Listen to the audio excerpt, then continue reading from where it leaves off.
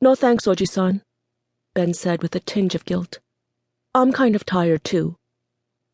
Every day they'd been here, Oji-san had invited Ben to go exploring, and every day Ben had thought of an excuse. Ben didn't want to see the pine forest where Dad used to play hide-and-seek, or the marina where Dad learned to fish. He didn't want to hear any of Oji-san's stories about Dad. Ben slinked out of the kitchen, avoiding Oji-san's eyes. He'd just stepped into the bedroom when Harry suddenly sat up. Harry had a dreamy look on his face. Ben wondered if he was fully awake.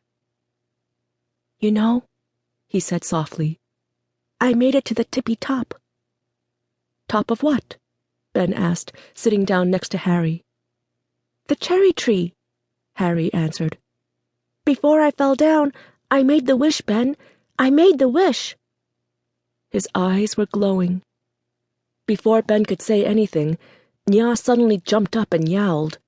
She stood there with her fur standing straight up, then started pushing against Harry's arm with her nose. It looked as if she wanted to roll Harry off the bed. Was the old cat going totally bonkers? And then there was a strange sound, a very deep rumbling. The glass of water on the dresser jiggled. At first, Ben thought it was fighter jets passing overhead, like at home when a squadron returned to the base. But the rumbling got louder and louder, and the bed began to shake. "Ben!" Harry cried. "What is it?" Dread rose up in Ben. Oji-san shouted from somewhere across the house. "Ben! Harry! Jishin! Jishin!" Ben didn't need to understand Japanese to know what Oji-san was saying. Earthquake. The shaking got stronger and stronger until Ben and Harry were bouncing up and down on the bed. Ben gripped Harry as hard as he could so they wouldn't fall off. It was as though they were rafting on a wild river. Thud! The dresser tipped over. Smash! The lamp hit the floor, its light bulb exploding with a shattering pop. "Eee!" screeched Nya.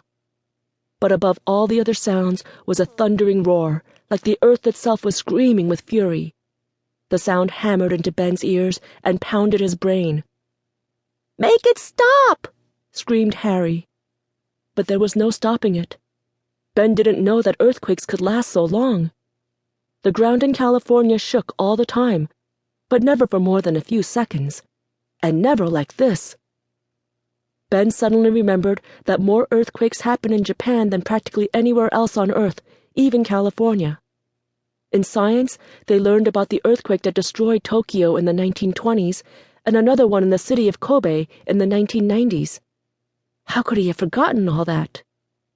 They'd also learned how skyscrapers in Japan were built to survive strong earthquakes.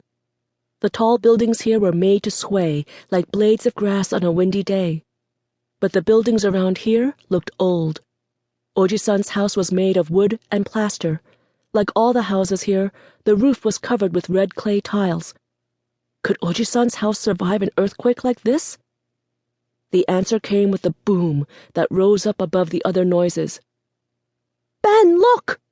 Harry cried, pointing up. A huge crack had appeared in the ceiling. It got bigger and bigger.